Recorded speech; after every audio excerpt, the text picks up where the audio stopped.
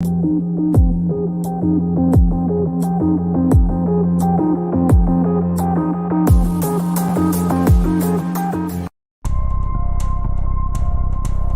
is everywhere and constantly on the rise. Quick and easy cases are solved daily, but what of those more sinister and cold cases that remain to be solved?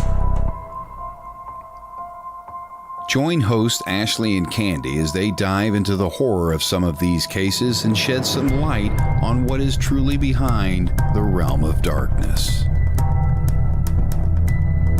Now, here are your hosts of Realm of Darkness, Ashley Marino and Candy Howard.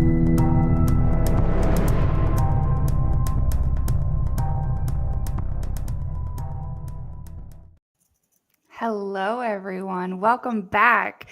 We are so excited to be back after a few weeks off. We had some family things we had to take care of and a few personal things, but we're back. And I think we're starting off with it's going to be an incredible show. I am super, super excited. We have a mother-daughter duo coming on tonight, and they are the author of this incredible book called Dark Side of the Apple. I'm going to read you a quick overview just so you kind of know what we're getting into, what they're going to be talking about. And then, being a paranormal investigator ourselves, we are super excited to hear what they went through and their experiences and all of that. So Dark Side of the Apple, it is available at Barnes & Noble. You're able to get it there. You can order it online. The shipping doesn't take too long. It's just a few days. But the book, so we're going to dive right into it. Never could this mother-daughter duo, fresh from a divorce, have known that they would live for 28 years in a real-life horror story. They just needed a place to heal and start over. But what they got was a paranormal nightmare. They battled for 28 years to survive the ultimate war of good versus evil. Nearly killed by a negative entity, oppressed by a demon, poltergeist activity, shadow figures, and a highway of constant souls. This is a story of survival in a paranormal war zone. Do you think that you could survive the dark side of the apple? So let's bring in our guest and see just how they survived this. I mean, it sounds crazy. So everyone, please help me welcome Sabrina and Tresa. Hi. Hi, guys. How are you, ladies? Good. We're fine. How are you? I'm so good. We are so excited to have you guys on. A lot of our viewers are huge believers, a lot of paranormal investigators, a lot of teams that kind of go to different locations. So we've had a lot of excitement around the book and the show tonight. So let's just get into it. So you guys were, fresh out of a divorce, moving, and what started all of this? Go ahead. That's your part. You're the one that noticed everything first. Well, I've been part of the paranormal my whole life. So I first started talking to spirits back when I was 10 years old. I'll be 64 here in a few weeks. So, it's been a long time. And it's like I'm quite used to it, but I'm also very sensitive to everything. And when we first moved there, it seemed like a pretty nice place to go, just to start over, and at first it felt comfortable, but then it started feeling like, the way I describe it is like there was a black cloud hanging over the building. And I wasn't the only one that felt that way. Everybody in the neighborhood, our managers, everybody felt they didn't want to come anywhere near that building. Oh, so was it an apartment building? Yeah. And everybody felt that. Wow. Yeah.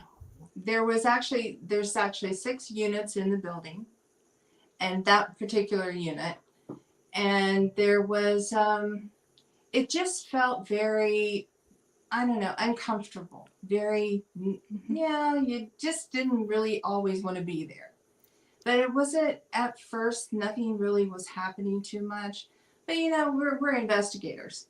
Yeah. And, you know how being investigators, how that is. Yeah. It's, it comes with the territory, and being, I pick up on energy more than anything. I'm actually a psychic medium, but the empath in me is like out of this world. Mm-hmm. I walk in someplace, I'll turn around and walk back out. You know, it's people think I'm crazy. She's fun to go places with. Yeah. I have a really hard time being around certain people there. You know, So if you walk out, we should walk out. yeah, there you go. It's not good. Yeah. So it's the energy just wasn't good. You know, it just felt, but you know, being in an apartment building, there's people that come and go so much. You pick up on so many different things that, you know, and in my experience, you know, you deal with it. Yeah. Yeah, you just learn to deal with it. And yeah, it was okay, but then you would hear things and you would see shadows and, you know, little things would start happening that weren't normal. Let's just say people would start being very depressed. People would move in, they'd be like really nice people, and then all of a sudden their whole personality would change. Oh. I mean, the longer they stayed there, if they didn't work a lot and they stayed in their apartment a lot, it's like if they were an alcoholic before, they'd start drinking again.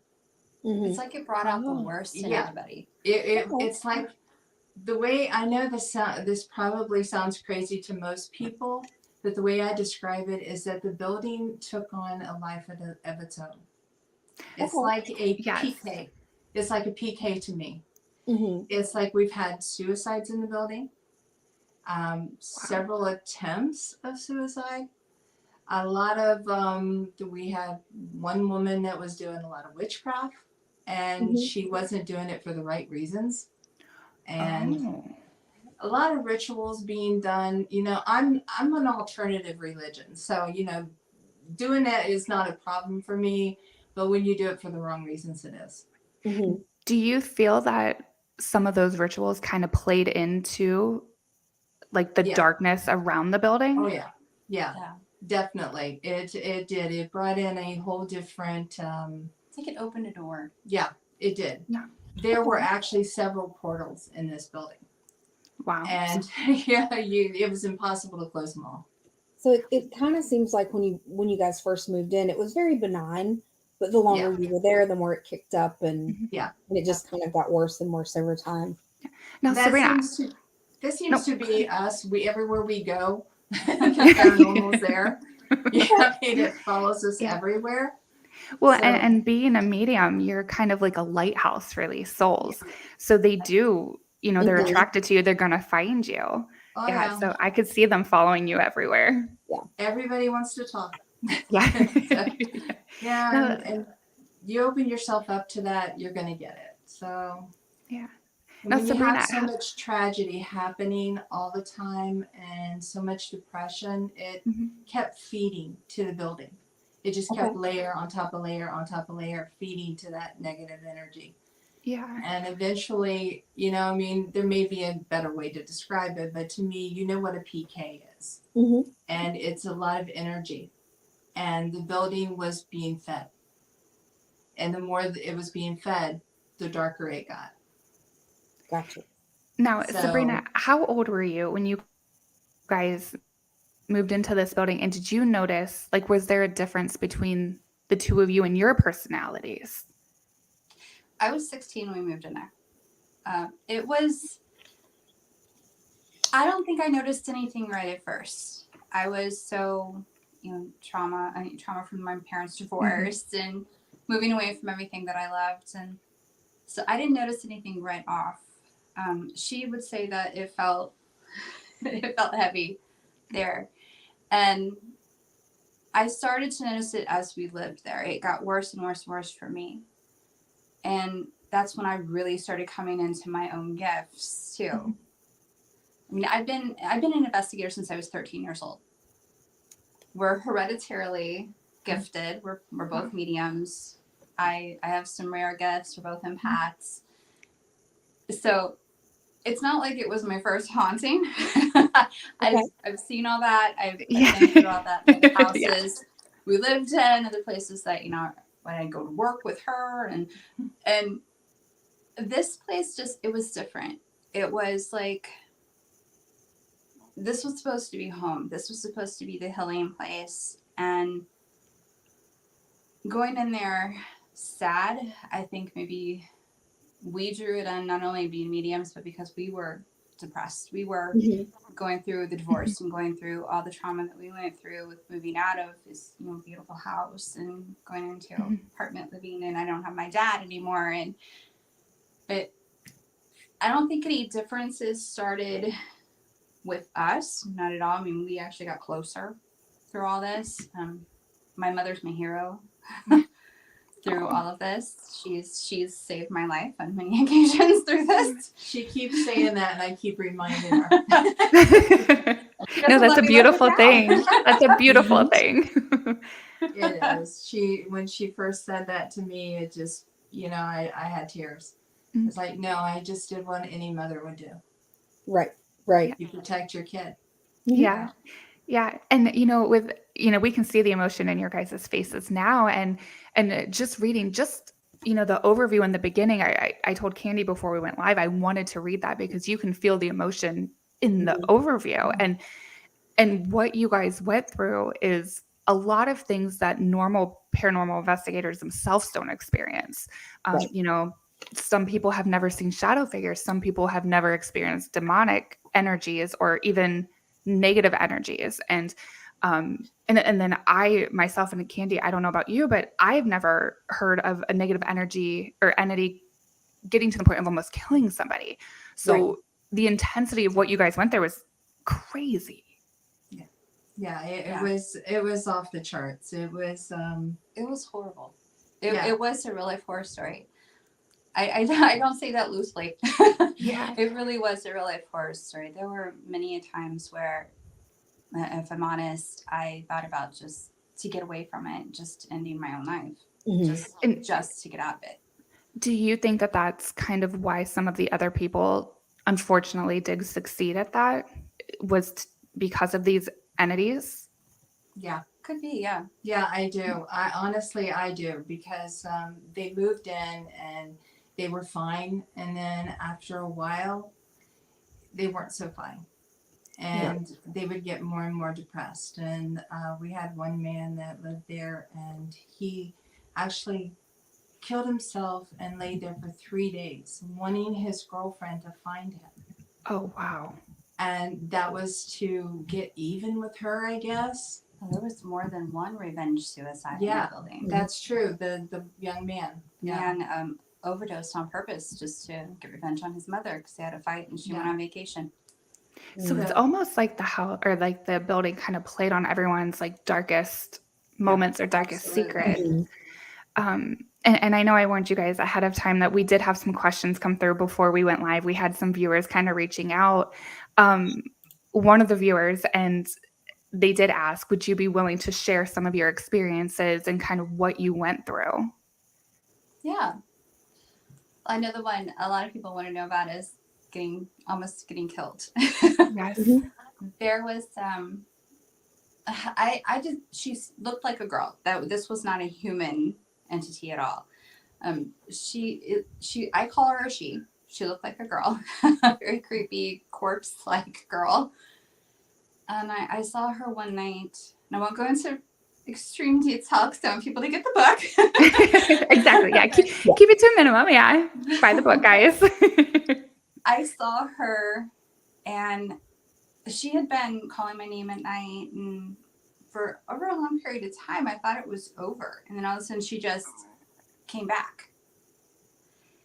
And I saw her one night, and it was like hands went into my chest. And I couldn't breathe. It was like somebody was squeezing my heart and lungs. I could not even get the words out to tell her, and there were friends over too, that I couldn't breathe and something was stopping me from breathing. Finally, I got it out, and she's not letting me breathe. And she knew what I was talking about. And she grabs the spirit box to try to figure out, who this is and why it's doing it. And my friends start praying and doing like St. Michael's prayer of defense and Lord's prayer and everything. And finally, after a little while, she let go. I really couldn't breathe. I felt like I was going to pass out. I felt like everything was just being sucked out of me. I really thought at that moment I was going to die just standing there in my hallway. Wow. Yeah, I actually have a little damage to my lungs from that. Do you really? I do. And it happened on more than one occasion. Right. Wow. Yeah. Oh my gosh. I'm sorry that you had to go through that. That's insane and scary and terrifying. I mean, just hearing you talk, I had goosebumps. And I mean, I could not imagine being in that situation at all. I was terrified. I was absolutely terrified. Now, I know you guys are investigators and you're also researchers. And I've never come across anything like what you guys have been through to that extent anyway in my research. Have you guys ever found anything similar in your research at all? I've heard of people being choked out by spirits, getting to the point of being beaten up. We've actually had a couple cases that since I was on another podcast, people have come to me asking for help, that they're getting beat up, and one woman has been to the ER a few times. Wow. And I'm trying to find help for her, and it's like a losing battle. So if anybody watching wants to help, contact me. Yeah, absolutely. Because I, one of the hardest things, and you guys know being in the field is, we come back with stories or experiences and people just don't believe us. They think we're making it up. They think that we're doing the typical, can't say his name, but the hype. But yeah, you know where I'm going with that. Yeah, just for the dramatics. But for someone who's actually been through that and can relate to these people, because a lot of people don't reach out because they're scared of being told, you're making this up, you're faking it. Oh, you just have night terrors. And this stuff happens and it's terrifying. So everyone listening, if you do need help, she's on my Facebook. I will put both of their Facebooks on social media. You guys can reach out to them for help. I mean, it's insane. If anybody is actually willing to help, like any demonologist, any clergy, anybody that's willing to help with these demonic cases, please contact me, because I'm getting a lot of people asking for help. Yeah. And at what point did you realize that maybe now this entity, would you have considered that the demonic, or would you have considered that just the negative entity? Honestly, I don't know what she was. I can't figure that out. We've argued about what this thing was. We disagree sometimes. We disagree. Well, I'd like to hear both of your opinions if you're okay with it. I've questioned whether or not it was something that came in through, and I think she has come to realize this. Ouija boards, some people are fine with Ouija boards. I'm fine with Ouija boards. I don't touch them. I won't use them, especially after this. Yeah. But we had a neighbor that sold a Ouija board that she ordered. Yeah, it was mine. And they opened it up in the attic next door and hid it under insulation without closing it. We found this out long after when we were about to move from there. And I'm thinking that's where she came from. I think you've settled on that too. Yeah, I honestly, after doing as much research as I have, because I had to do my own research on my own place and on our experiences. Because most of the time she was being affected more than I was. And I guess maybe it's because I have had more experience. I was able to deal with it better. But she was kind of not able to deal with it as well as I was. I was very weak. So after researching so much, I figured out that she did come from the board. It was a young couple that they liked the thrill of pretending they were Satanists. Oh, and it was so it was really just seriously to scare people. Yeah, and to play. It was like a toy for them. Yeah, it was. And I have no problem with Ouija boards. It's this was actually just a beautiful witch's board that I got just because I wanted it, not necessarily to use it. It was just there, but they actually stole it, and by that alone was a bad thing. But then they opened it. You don't open Ouija boards without knowing how to close them and open them right. If you know what you're doing, they can be a tool. But in this case, they were just playing. It was like, oh, fun and games. Let's see what we can do, and they opened it up, didn't close it, and they let things out. And activity went wild. Do you think they even really understood what they were doing by not closing that? See, and that's terrifying alone, because people do think that just because, what is it, Hansborough or whatever the game is, Yeah, that they it's a think toy.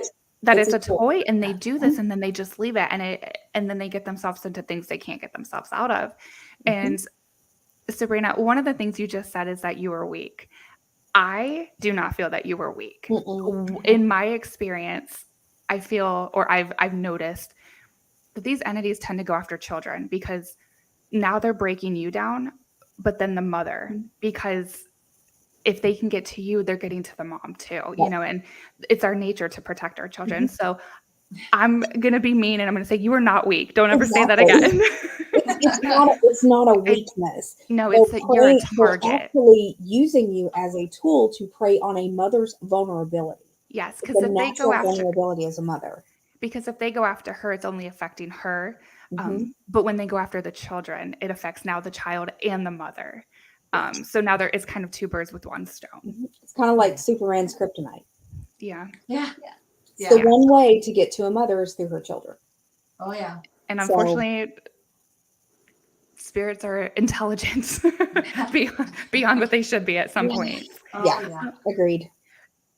So, you know, one of the other questions that we did have is, you know, with all this experience or all these things going on, and as terrifying as that experience is, you know, we always have that one person that says, well, why didn't you just leave? That's been a question we've gotten a lot. I figured. We couldn't. For the longest time, we tried. We would go look at other apartments, other houses, and try. And we would literally have leases signed to get out of there, and something would fall through. And then activity would get worse there. It's like I felt like we were being held captive. And then finally, a friend told us about the place that we're in now. And we managed to bring all this to an end at that point because we actually we knew a lot more of what we were doing. And like I said, my hero finally managed to help me get to the point of breaking a really horrible demonic oppression. We had tried for many, many times. I mean, it had been, packing up and going out the door, you know, one of those kind of things. But something always stopped us. And was it what was there? Honestly, yes. I mean, most people would not believe that. But like I said, you know, I've had 54 years of experience doing this. And I'm a big skeptic. I'm the first one. I tell her stuff is wrong. She can show me evidence and I question it. So I'm one of those somewhat skeptics too, you know. I mean, I will if you can convince me of it, then it's real. Let's just put it that way. Yeah. But I just, to be honest with you, there was something stopping us, and it was the building. I know people will, what you were saying about, you know, people not wanting to tell stories. She questioned for a long time whether or not to write this book. Right. Because she was afraid people would think she was crazy. Oh, that we were crazy. I thought the backlash was going to be horrible. All of my credibility was going to be ruined, and I was going to be looked at like somebody that just wanted, you know, entertainment value. And that's not why this book came about. It came about for us as therapy because we needed to get it out, and it came about to show other people out there that it's okay to come forth with your story. Yeah, there's going to be people like us to believe you.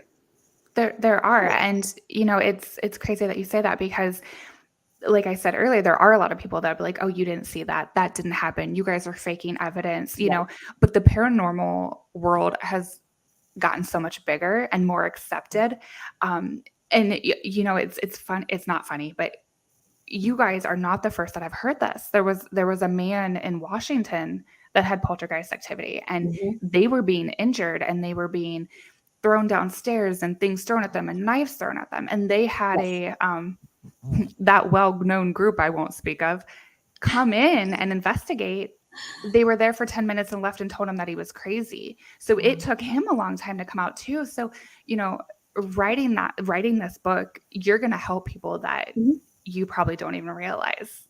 You're gonna show people that this stuff is real and it's possible, and that there are people out there struggling and going through these things.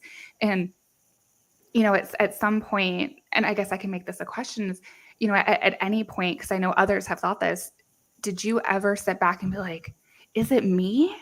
Do I need counseling? Because we've had people be like, I went and got medication. I thought I was psychotic. I thought I was losing my mind. And in reality, they're actually going through these experiences. Oh yeah. So I was asked by someone on a very big paranormal investigator whose podcast I was on a few weeks ago. He said people are going to ask, have you been checked out? Mm-hmm. Have you went to therapy?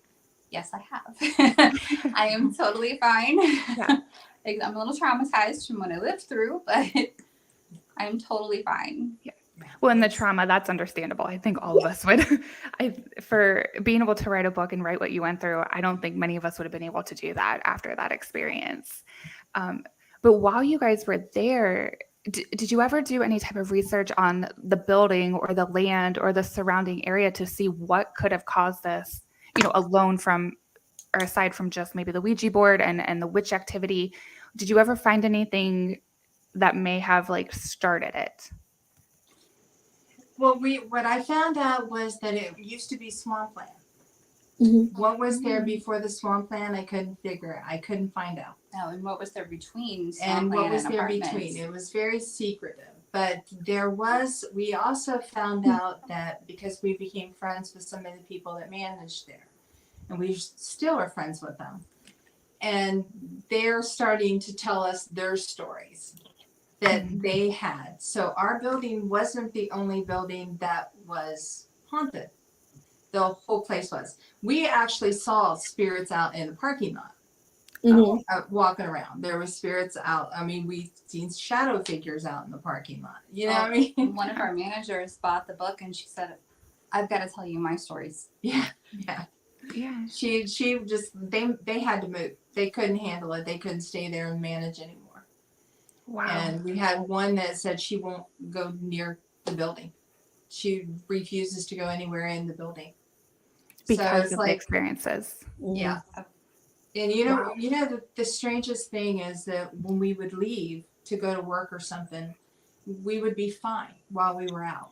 Mm-hmm. But it was like when we went back, as you were walking up to the building, you could feel it. Yeah, it was just ominous. It was, I don't want to go in there. Mm-hmm. But you had no choice but to go in there. Right. And that's not fair. Be like, I just want one night of peace, just a night of peace, just a rest. Nope, that's not going to happen. Right. See, and that's not fair. That's supposed to be your safe space. Your where you decompress through the day. That's, and one of the other questions that we did have come through too is, and you kind of answered it, but they pointed out that they believe that demonic energy or demonic things need to be welcomed in. Mm-hmm. And they were asking, was there anything of that nature that you feel welcomed that in, and then you became the target, one being young and then two also being gifted. But with the Ouija board, that could have been the open door. There's actually another way. You don't have to welcome it in. Somebody can actually send it to you. And that, when it comes to different belief systems and what people do and cultural beliefs, they do have, I wouldn't call it witchcraft. I'm not sure what I would call it with him, but it's religion. It was a religious belief. Ritual. Yeah, ritual. Okay, we'll say ritual. A man actually brought something in, and it's not the girl that I was talking about. She was just one of the things that was there. Mm-hmm. I know what he brought in. I will not say the name. No way. No. Because that's what was name oppressing will not me. Get sold. And No. I will never. No. Nobody should ever even ask me that. After, I'm going to turn my head and walk away. Somebody asked me to say that name. After a lot of research, I figured out what it was and who it was and where it came from. So he brought in the demon part of it. Wow. Well, and it was a matter of just asking the man to turn his TV down. She did. Yeah. It was by default, though. So he specifically sent it to her, and it ended up on me. Yeah. Oh, so he specifically sent it to you. I was yes. thinking that he sent it to somebody in the building, and it just kind No. of, because of your abilities, it just found its way to you. No, Thank he you. sent it. He sent it to me because he got mad at me because I asked him to turn his TV down. This man, he when he got angry, it's like something was in him. Mhm. His facial expression changed, his eyes changed, Mhm. his everything. It was like Jekyll and Hyde with him. Mhm. He would just get revenge by hurting people like that. Do you Interesting. think that something was affecting him and maybe kind of causing him to take those actions, or wonder. maybe using him as a vessel? I know that sounds crazy, but maybe, using him as a vessel to get this stuff done. I've wondered. I've actually gave him the benefit of the doubt and questioned that as Yeah. evil of a man as he is. Yeah. I mean, I hate to say possession because people, run with that, Yeah. but it does sound like a form of that. Yeah, he was one of those kind of people that felt like he ruled the world, he owned the world. It's like people that like immigrants that didn't have anything, and he would pay them to be his slave, and just like bare minimum, nothing. They worshipped him. It was everything he wanted that they did for him, and he expected everyone around him to do Mhm. exactly the same thing. Like, we had a problem with him, and that really ticked him off. Yeah, you didn't. He went around calling himself the boss. Wow. The Well, boss of everything, I guess. no pun So, intended, but there's a special place in hell for people like that. Yeah, Yes. That are willing to Oh, hurt yes. people. Yes. I He mean, can go back there with his semen. yes. Mhm. Well, and that's what, it's kind of changing subject, but I don't think people realize what they're getting themselves into when they start tapping into those types of things and Yeah. sending. I'm a big believer on karma, and Mhm. threefold. You send it out, it's coming Mhm. back, and sometimes tenfold, depending on what you send out. And people think it's a game. They watch these shows, Supernatural, and all these Right. different things, and they think that it's just a toy, or that they're just playing, and they're going to be fine. Mhm. And they're hurting people and changing people's Right. lives. Yeah, They're destroying people. yeah. It's- It's not a game. And they Yes. don't realize No, that they're it's not. destroying themselves. Yeah, Right. the Yes. spiritual world is not a game. There's nothing a game about it. It's not fun. It's and you can. I've been around a lot of people that play witch and do rituals and stuff, and it's all fun and games to them. But no, it's not. It's a serious thing. Mhm. And you can harm people. and Right. yourself. And Mhm. don't do unless you're going to be serious about it. You're actually going to learn. Mhm. Stay away from it. Mhm. It's not Exactly. something you want to play with. Yes. And people just don't get it. They do watch the TV shows and they get all amped up. Yep. And it's like, oh, this is fun. No, TV is entertainment. Yes. There's Right. not one show on TV that is Yes. part of the ghost world. Reach. Right? Yes, that's I'm like, It's all preach it. entertainment. Yes. Exactly. It's like, Yes. you want fun, watch TV, but Yes. otherwise, We've had guests on investigations like, we've been sitting here for an hour. When's it going to happen? We're like, because I'm like, do you know how many hours it takes to get 30 minutes of Yeah. footage? We're going to be Right. here in the dark for hours. Yeah, I took a young man on an investigation one time, and he wanted to see something fly across the room. And it doesn't happen that way. It was his first investigation. I was saying, no, it doesn't happen that way. Well, it does on TV. And yeah, that's entertainment. exactly. Oh my gosh, to lighten the mood, I had a kid come up to me, probably 17, 18. And he's like, oh, you're an investigator. I'm like, yeah. He goes, yeah, I some video game. He plays video game. He's like, well, I was able to beat Satan in that. So if you need me to help you with any type of demonic entities or any type of, any of that, he goes, I can help you. I beat it in the game all the time. And I'm just like, oh, you poor child. Yeah. Like, oh, bless your heart. Yeah, I'm like, Yeah. oh, you're sweet. Go eat your Cheerios. Yeah, Yes, exactly. I really hope that child never comes across the real thing. Yes. No, because that's the one thing that's really terrifying is they go out into the real world and then they think everything is like TV, everything is like a video game, and that's when they're really going to get hurt. Mhm. It's terrifying, but Yeah. We They do all have- become invincible. Yes. Mhm. And they It's like, don't no, it realize. doesn't work. Exactly. We do have an interesting question in the comments. It does say, have you ever returned to your old home or plan on it in the future to possibly go back and visit and see if those entities are still there? No No. way. I was will hoping you would say I know no. what's there. I don't want that happening again. Absolutely not. No. Ooh, and doing that escaped. that opens the door for possible attachments and them finding you. And that opens too many doors that I'm not comfortable with you guys doing either. Yeah, absolutely. I still look over my shoulder. It's like, is it going to happen again? Is that going to find Yeah. me again? And Oh, sure. No way. Sure. We actually were very hesitant after we moved. It's been 4 months now since we actually got out, and it's to me it was like freedom. Mhm. We're free and no more. I'm done with that. I'll never go back. Yeah. But it's like we were very hesitant to actually go on another investigation Sure. because we didn't want to open up that communication again. Mhm. Yeah. And I tend to shut myself off. And the empathy, I can't. You know, you feel the energy. I'm connected to the energy so strong that I can't shut that off. I'll go through a store and I'll talk to myself. People think I'm nuts again, but I don't care.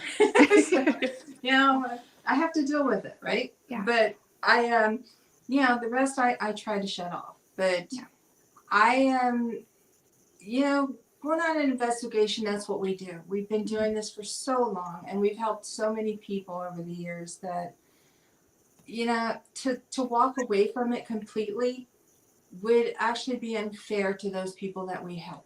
Yes. And one of the things the reason we do what we do is to help the living and the living impaired, as she calls them, because to me, they're not dead. They're still very much alive. They just don't have a body. I like that term, living impaired, because you go in and you're like, oh, do you know you're dead? I'm like, well, now they do. Thanks for that. But no, I like that term. I'm gonna start using that. I'm gonna have to hashtag you in it or something. Yeah, I like that. I know I do. I really like that. But so when you think about it, they are people. They just lost their body. They just lost the lost shell. their body. yeah, And in exactly. some cases, animals. Yes, So, yes, I've heard seen meowing animal at spirits. Hinsdale.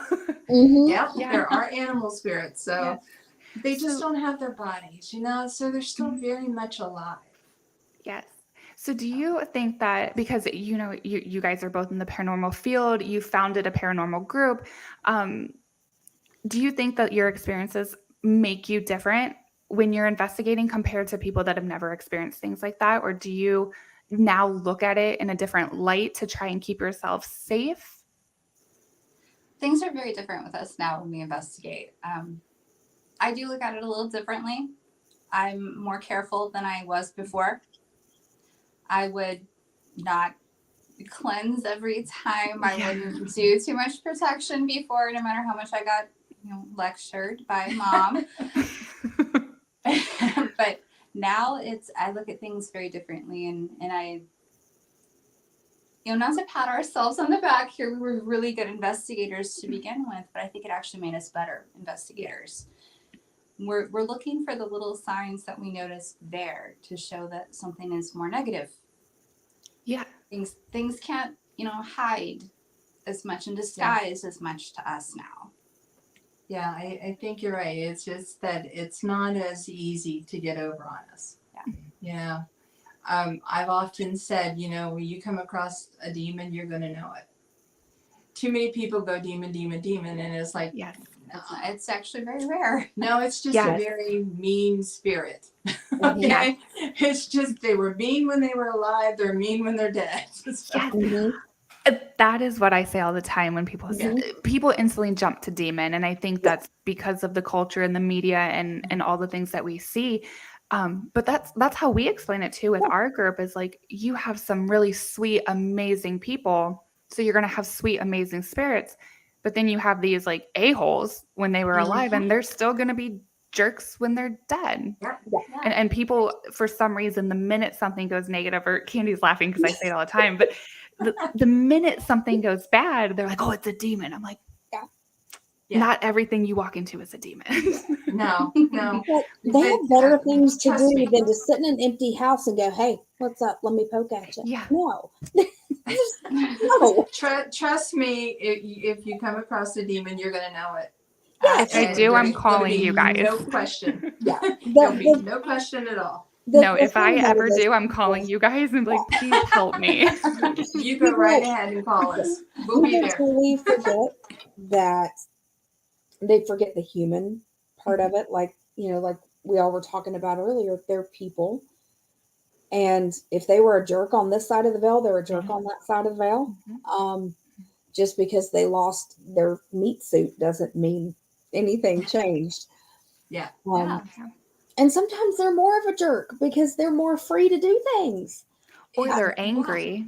Yeah, we had one at this apartment complex that the one that died from an overdose on purpose. He was a real jerk before, and he was even bigger. He was a real perv. After he died, we would see him. A really cute young girl that lives across from us, and we would see him at her window, like appearing as a shadow. You knew it was him. Yeah. And did he know that you guys could see him? Yeah. Oh, he knew. He knew. And he didn't be like, oh, sorry, just kidding. Yeah, he knew. He knew. He was always pain in mind. So just today. Yeah. But he, I honestly think he liked the thought of dying. Well, he did say that when we got communication with him when we were trying to figure some of this out. We just finally gave up and started investigating, like, what in the world is happening in this place? And he came through and he told his story. I died. I liked it. That was the creepiest and most shocking thing I think I've ever experienced investigating. Was somebody actually saying they liked dying. Well, when you think about it, they have freedom. They can go wherever they want. If they're not stuck in that one spot, they can travel around. He was able to go around. Right. And he was having a good time. Didn't have to work, didn't have to do anything. I mean, what repercussions do they have? They're already dead. Yeah, exactly. Yeah. So, no, and for people who might not know, what is that line of somebody being stuck versus being able to kind of go and venture as they want to? Yeah, I honestly, think it depends. I don't know how. Honestly, I don't know how to explain that one. It's one of the things I've been trying to figure out. Like, why are some stuck and why are some able to move freely? Like, I mean, his was a suicide. You always hear that somebody that killed themselves would be stuck in that spot, but he was able to move freely. So that kind of blew that theory. And then we've been around several that, they may be able to move around the building, but they can't leave it. But they died more natural causes. And so I'm really not sure. It's one of those things I am researching that I would love to figure out. Yeah, I think it's one of those things that it really depends on how they died, the person that died, how they were. Yeah. And, you hear, that there's multiple reasons why people are here, why we have spirits roaming our earth. They're either lost or they don't have a clue they're dead or they're having fun like him, right? And he's enjoying himself. Yeah. Trauma. I mean, there's so many different reasons why spirits are here. And are they really stuck? I'm not sure. I think maybe they think they're stuck, or maybe that's where their home was. That's where they, if they're confined in that building that they're in, maybe they're not really stuck. Maybe they just think they're stuck there. I don't know. It's like a consciousness almost of their ability. Yeah. There's so much that we don't know. And that's why we choose to research as much as we can. Investigating, is exciting sometimes and can be very boring. But, hours, days. But the research is very important to me because, and especially as I'm getting older, I want answers, I'm getting to that end. You know, my mom and dad are both gone, and you know, it's like I want answers. Yes. And I'm after the truth. And researching is very important to me. I want to know. Yeah. So I go out everything in that way. All Yeah. the investigations I do, everything I do, it's research. Even in our situation, it was research. Mhm. You know? Yeah, we still Yeah. were trying to figure out the whys and the hows. And then it just got to the point where it was just too dangerous. I was Yeah. losing my kid. I saw her dwindling away to not being her anymore. She was slowly losing herself. And that's when, you know, there is this concept of 28 days, right? Well, it's 28 years too. The number 28 can be an end to something and a beginning to the new. And it's it can be multiple things, but in our case it was an end because it was 28 years. Mhm. So we started a new cycle. See, and it all that- came together. well, and that alone is incredible, because I'm going to say the average person would have never survived 28 years in that situation. So Right. that right there, it just shows how incredibly strong you both are, mentally, physically, emotionally, all of it. And it's just, I don't even know how to describe it. It was, I to be honest with you, there were times where I didn't think we would. And out of the two of us, I think I was probably the most strong-willed. You were definitely the strongest. And there were times where I wouldn't let her know it because I didn't want her to know that I was having an issue with it. And it's like you go out in the world, you have to still work. You have to still do the things you do. You have people calling you that need help, so you still have to go out and help them. And we were doing this. We still had events we had to go to. And you have to smile and talk to people and, you know, do all the things that you normally do. And it was hard. You know, it was really hard to maintain that normal part and then go back to that. And it got really tiring. And I was constantly in war. That's the way I describe it. It was war. Because I was doing things she has no clue about. And I won't tell her. I won't tell anyone. It's not that it's a secret. It's that it's just me. It's what I do. It's and that's your thing that you did to survive and to help your daughter survive. And if anybody asks you to tell them to go screw off. To be honest, because there are walk off a short pier. Yeah, there's just some things, you know, like I love you too. You're great. Well, you know, like Sabrina, how you said that it you know, it changed your investigating with your rituals and how you protect yourself. A lot of people would have been like, well, what do you do? And you know what? It's private. Unique. It's private. It's your own moment. And I think people who ask you to explain those, unless they're looking for help saying, hey, you know, how can I protect myself? I always tell them, you know what? You got to find your own way. You got to find your own thing that works for you. It's different for everybody. I mean, yes. It is. It's whatever is comfortable for you to do. Like when I'm opening and closing some medium, people ask me, how do you do it? Teach me. I can't teach you. It's for you. I can tell you what I did, but it may not work for you. You have to find your own way. Yeah. There's multiple ways to do things. And I know that everybody keeps saying, you know, pray, right? Go to God. Call on St. Michael. Call on, you know, do this kind of stuff, you know, the whole religious thing. And like I said, I'm alternative religion, but I believe in all religion. I'm actually a baptized Catholic, believe it or not. But, you know, that was when I was very young. And it's like, it doesn't take one thing. Right. I wasn't doing, somebody asked me, what did you do? I can't tell you what I did because I did many things. We're talking 28 years of war. I was constantly on that battlefield all the time. There was never rest. It was a constant thing. And when it all finally came together in the end, I wasn't alone.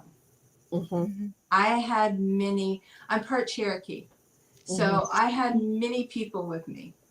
And I it's funny, every time I go to a convention or anything, and I can tell when there's a real psychic because they'll walk up to me, do you know there's somebody standing beside you? Yeah. There always is. Yes. You know, I'm never alone. I always have people with me, and they're always my angels. So, you know, and, you know, a lot of my ancestors are there. And when it came to the end, it's kind of funny. Her guides are my mom, my grandmother, and my great-grandmother. It's They're that not motherly mine. love. They're not my guides. They're her guides. Well, and she needed them. It's that mama bear from all three of them. You know, those she has you still here, and she has those three on the other side. So that's 4 generations of mama bear that you don't want to. I won't cuss Todd, but you don't want to F with. Yeah. No, they were there at the end, so you wouldn't have wanted to F with them when they were alive. I would have liked them a lot. Women. Yeah, my mom was something else. My grandmother was fierce, alive and dead. Oh, see, matter of fact, I think she's stronger now. Yeah, she's stronger now, definitely. Yeah. Oh, that's incredible. And you know, we've talked about so many different heavy and emotional things, but like I said, you know, you've been an author of several books. You founded a paranormal team. Do you want to talk a little bit about that and kind of let everyone know where they can reach out to you, they can find you? You know, the book on Barnes and Noble, talk about that a little bit, because don't be surprised if people reach out. Oh, I love it when people reach out to me. I do my best to help. I'm running into a lot of brick walls lately with helping people, because I keep sending them in certain directions and nobody's coming through, and that just breaks my heart. But everything involving us, my books, everything is on our website, which is the number 2, realmparanormalresearch.com. You can find everything on there. We have evidence on there. We've got links to all of our social media, links to all of my books, which it's so funny because I went from writing this one to writing a children's book. And I do that. I go, when I have something dark that I'm writing about, I need that break. I go into writing something for children. And I love my kids' books. My kids' books are more important to me than the paranormal books. I have 4 children's books now. But it's therapy. You know, like, you know, writing for you is therapy, just like, you know, you mentioned earlier with the paranormal investigating and coming across, I feel like I'm jumping bridges with this one. It's like a waffle moment. You just jump into a different one, but you know, it's therapy for you, and it's justification for other people that they're not crazy. Just like I feel, you know, as investigators, a lot of us in the field have gone through something tragic, have lost somebody important, have gone through experiences like you have. And the research is justification that there is something else out there. It's not you die, lights out, that's it. So it just, I don't know. I think you guys are incredible, to be honest. I love it. So sweet. And I think you need that break. You know, you have to take that break from everything dark and twisty. And what's better than kid books? Right. Yeah. And they're so innocent. Yes. Yeah. And for anybody listening, we did drop, I say we, it was actually Todd, but he did drop the website in the chat. So you guys can go there and kind of drop it in your browser and look for the books and all the different things. And like I said, I'll put both of their Facebooks on my social media so you guys can find them as well. But ladies, this has been so much fun. I mean, the sadness, the happy, the laughing, it's a good release for all of us, I think. And I would love to have you guys back on. I feel like this hour went so fast. I myself have a child, so maybe next time we can talk children's books and some of your guys' favorite locations and all the happy, cheerful things. Yes. But thank you. Stuff. Yes, all the fun stuff. That would be great. Thank you so much for having us. This has been probably one of my nicest podcasts we've been on. It's been the most comfortable. It has been very comfortable. I love you guys. You're great. Oh, So- well, Well, you thank guys you. are We doing we great. take a Thank lot of you. pride in trying to make people comfortable because in your guys' situation and what you went through, it can be very scary and it can like we said before, there's people out there like, well, why didn't you leave? Why didn't you do this? Why? And you know what? Screw you. You weren't in that situation. It's never that easy. It's never it's- that easy. It's not as Never. easy as it sounds, no. But you guys have been so much fun. I absolutely love having you guys on. Unfortunately, we're coming to an end. But everyone, we will be back next week with another special guest. And like I said, go to their website.